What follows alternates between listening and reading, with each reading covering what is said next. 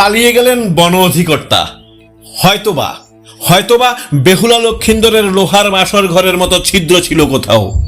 প্রবাদে আছে, কেঁচো খুঁড়তে গিয়ে বেরিয়ে আসে সাপ, কিন্তু এখানে ঠিক উল্টোটা, কেঁচো নয়, সাপ খুঁজতে গিয়ে বেরিয়ে আসতে পারে কেঁচো। সূত্রের খবরে আপাতত এমনটাই গন্ধ বেরিয়ে আসছে তৃষ্ণা এবং গ্রীষ্মমুখের ঘন জঙ্গল থেকে। এখানে উল্লেখ্য, দক্ষিণ জেলার সদ্য প্রাক্তন জেলা বন অধিকর্তা গৌরব রবীন্দ্র ওয়াগের বিলোনিয়া ইকো পার্ক স্থিত রেসিডেন্সিয়াল ফ্ল্যাটে গত শনিবার সাত সকালে তল্লাশি অভিযান চালিয়েছেন জিআরপি পুলিশ সুপার, অতিরিক্ত police super, district magistrate and collector, এছাড়াও ভিজিলেন্স আধিকারিকদের এক বিশাল টিম।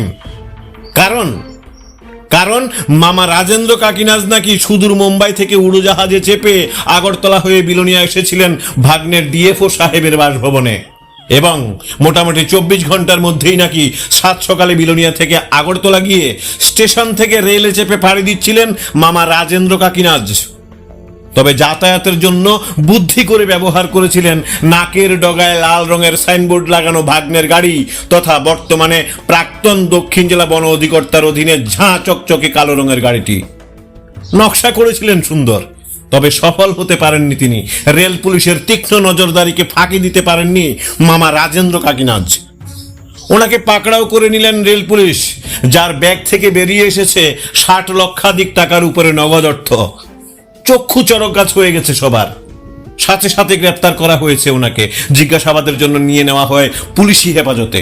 এরপর শুরু হয় দ্বিতীয় দফার কর্মসূচি।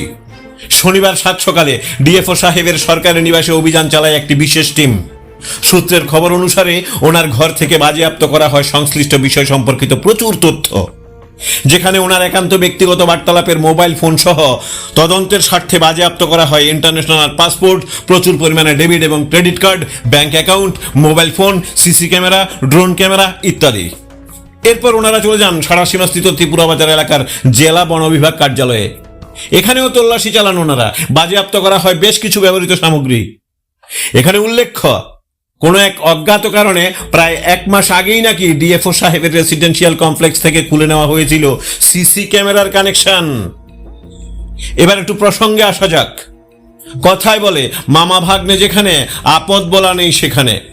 কিন্তু ঘটনাটা উল্টো হয়ে গেল এখানে। মামার অসফলতার কারণেই বোধহয় আটকে যাচ্ছে ভাগ্নে। সূত্রের খবরে পুরো বিষয়ে জিজ্ঞাসাবাদের জন্য ওনাকে নাকি রাখা হয়েছিল আগরতলা বন দপ্তর কার্যালয়ের পার্শ্ববর্তী কোনো একটি সুরক্ষিত ভবনে, অথচ সেখান থেকে ওনাকে আশ্চর্যজনকভাবে পালিয়ে গেলেন তিনি।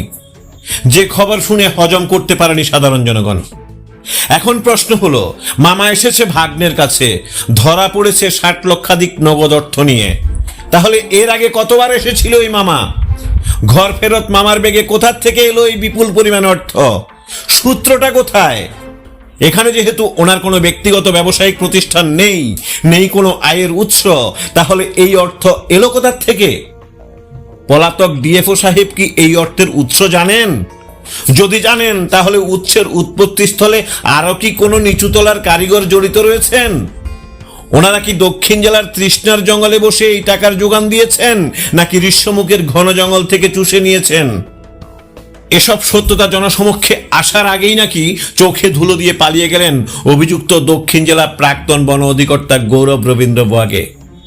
গোটা রাজ্য জুড়ে এখন ধীরে ধীরে জমে উঠেছে জমজমাট বিষয়টি।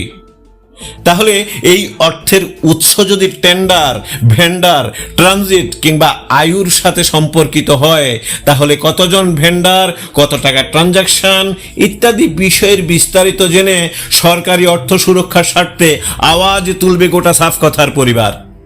সাধারণ নাগরিকের অধিকার হিসেবে রাইট টু ইনফরমেশনের অধিকারে পুঙ্খানুপুঙ্খভাবে ভেতরের খবর খতিয়ে দেখব আমরা। এখানে ছোট্ট করে উল্লেখ্য, পলাতক দক্ষিণ জেলা প্রাক্তন বন অধিকর্তা গৌরব বাবুর সহধর্মিনী নাকি দেশের বাইরে থাকেন। তাহলে উনি কি আগরতলা থেকে পালিয়ে গিয়ে দেশে থাকবেন, নাকি দেশের বাইরে আশ্রয় নেবেন? এখন কিন্তু সেটাও দেখার।